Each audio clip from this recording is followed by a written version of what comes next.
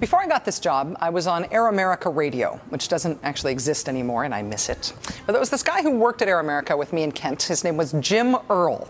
And Jim Earl is very funny. We have a link to his website at the Maddow blog right now if you want to check it out. One of the recurring segments that Jim Earl did for Air America was called The War on Brains, all about political stances and ideological stances that were against what is knowable by human deduction. Unfortunately, Jim is not documenting those developments in the war on brains on Air America anymore, but the war on brains is still being waged every day. Take, for example, the issue of human evolution. On the one hand, evolution is accepted mainstream science. On the other hand... Do you believe in evolution, sir? Do I believe in evolution? I'm curious, is there anybody on the stage that does not believe in evolution?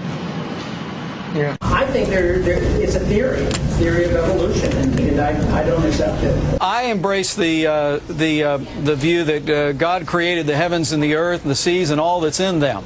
Right, and, but you believe in evolution as the way he did it. The means, Chris, that he used to do that, I can't say. If anybody wants to believe that they are the descendants of a primate, they are certainly welcome to do it. And if anybody wants to believe in the scientific method, they're also welcome to do that too, primate. There's also, say, global warming.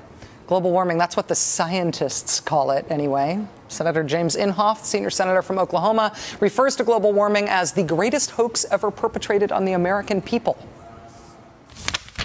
I don't think that anyone disagrees with the fact that we actually are in the middle of a cold period that started about 9 years ago. It's cold. Senator Inhofe has good company in the House in the form of Texas Congressman Joe Barton.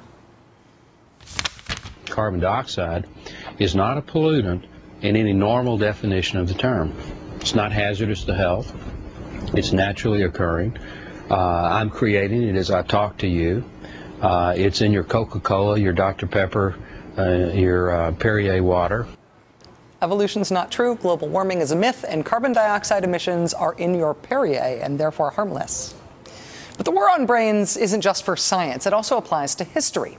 Sharon Engel, the Republican nominee for Senate from Nevada, recently debated the Las Vegas Sun's John Ralston about whether or not the separation of church and state is an actual thing that's in our Constitution. It was not a debate about if it's a good idea.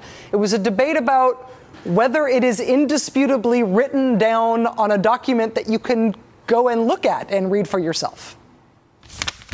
What about separation of church and state? You know, that is in the Constitution. The Founding Fathers believed in that. And you know what? Back in 1995, when you were on the Nye County School Board, you came to the legislature testifying a school choice bill. And here is what the minutes say.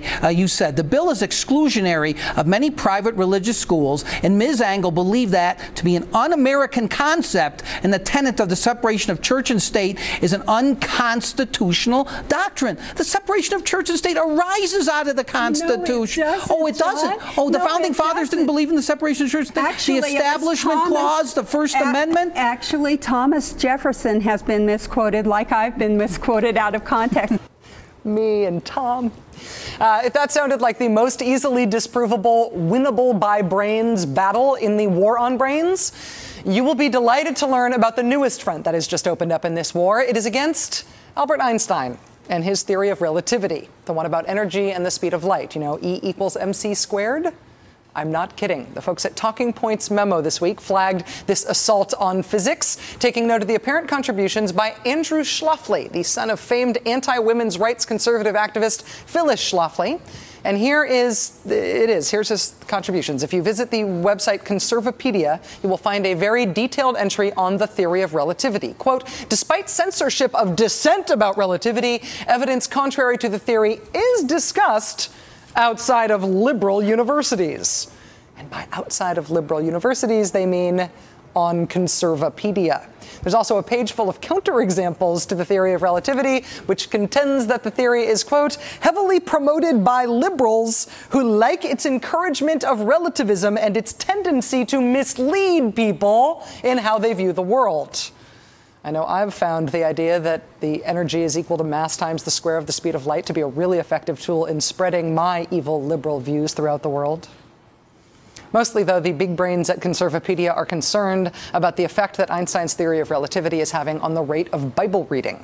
quote, virtually no one who is taught and believes relativity continues to read the Bible. See, it's physics. Physics is a liberal plot to mislead people about the world and make them stop reading the Bible. Suffice to say, the war on brains is proceeding apace. Luckily today, brains got some badly needed reinforcements. The House passed a $26 billion state aid package that will keep tens of thousands of teachers from losing their jobs. The bill was then immediately signed into law by President Obama.